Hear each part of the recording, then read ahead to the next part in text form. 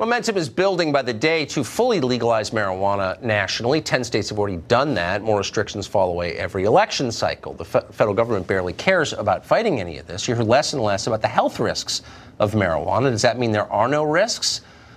Well, only that many people have an interest in concealing them. Alex Berenson is a former New York Times reporter. He's a great novelist. Now he's the author of an unexpected new book called Tell Your Children: The Truth About Marijuana, Mental Illness, and Violence. He joins us tonight. Mr. Berenson, thank you very much for coming on. I say unexpected because your bio gives no hint of the kind of person who would write this book, but you have. Why did you write it? What did you find? Well, you can blame my wife because she's a psychiatrist, a forensic psychiatrist, and that means she deals with the criminally mentally ill.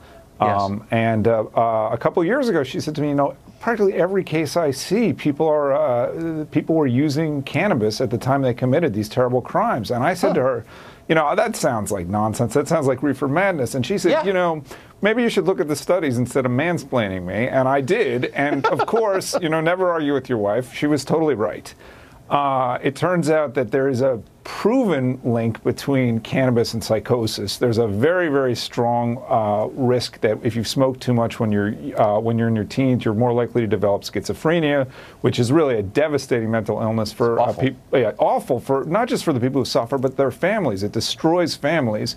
And furthermore, there's a downstream link between psychosis and violence. So reefer madness basically is real. As a psychiatrist in Australia said to me when I interviewed him. Wait, do you know how, let me just pause by noting how uncool you sound by saying that. I know. You know what? I don't care. I have kids. I don't want them to get psychosis. I don't want them to get schizophrenia. I'm going to tell them the truth. And, the reason I wrote this book is so that parents, who have kids who might be using can read this and really understand what the science is. There's a lot of evidence that if you tell kids the truth about, drug use and about addiction and harms, they'll respond, and hopefully this book, can help with that.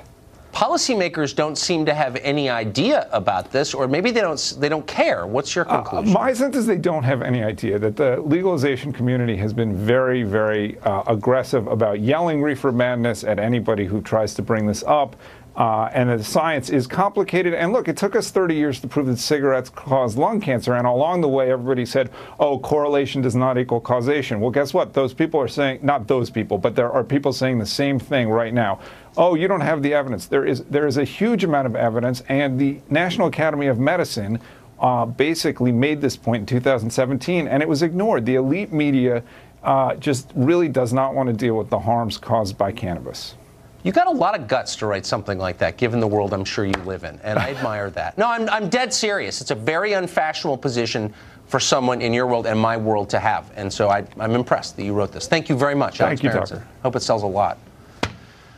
Well, the left across the country is pushing to decriminalize marijuana, and not just that, but to criminalize many different kinds of crimes: loitering, shoplifting, theft, and tamp down enforcement on those that remain. Richard Goodstein is an attorney, former advisor to Bill Hillary Clinton. He joins us tonight to explain why that's happening. So, Richard, I mean, I don't want to be cynical, but you have to think if you're running a country that really kind of shafts young people and makes it very hard for them to get married, have kids, even buy a car, maybe you'd want them to be spaced out and passive, even if more of them are going to get schizophrenia. Am I being too cynical in assuming that? Are you including like the states of Utah? Yeah, I am. So okay, so all these red states that are going to right. So politicians are all the same. They want the money. They don't care about the people. I'm just curious. Are you discriminating between medical marijuana and recreational? Of course I'm. Right.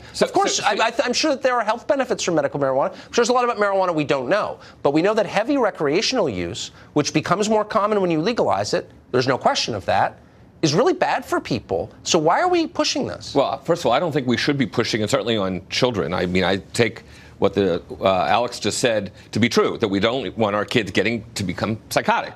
Right. But the fact of the matter is, the amount that people are going to be using is going to be used whether it's legal or not, and better, it should be regulated, we should be taxed, we should basically control what it is that they're ingesting, and frankly, figure out some way to have the free market take over. Yeah, the free market. Okay, how are you on organ sales?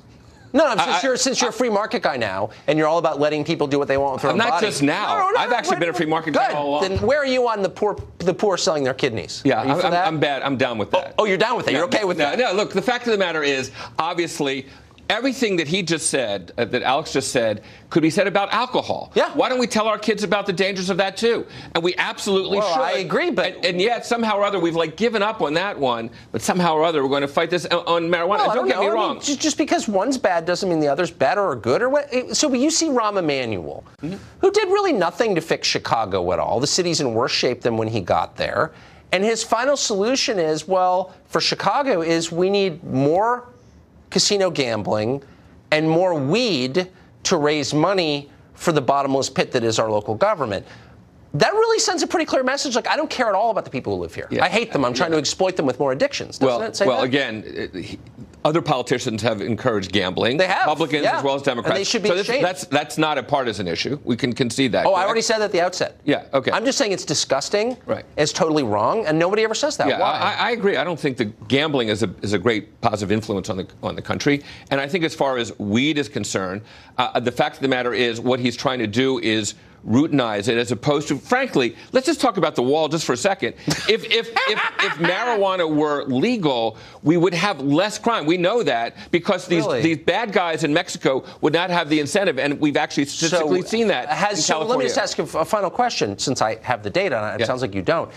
Has legalized marijuana eliminated a black market in marijuana? And the answer is no, not at all. Well, we actually know that by 78%, Border Patrol people or seizures are down, and where it's up, marijuana is moving through the actual border, the entry sites, right? A wall's not going to stop. Because Americans grow better marijuana than was ever grown in Mexico. That's the truth. It's grown indoors hydroponically. It's one of the great success stories of American agriculture. It's just really bad for you. That's the point. And politicians don't care because they don't care about the people who live here. Maybe you and I can end on one thing. Can we agree that sort of research and data could actually contribute to this? Yeah. Why not have it here? We have it, elsewhere. I think that would be good. Look, I'm always for science. Right. Always. Good. Okay, unlike the left. I believe in science. But, all right, we'll continue. Good. Richard, thank you. Of course.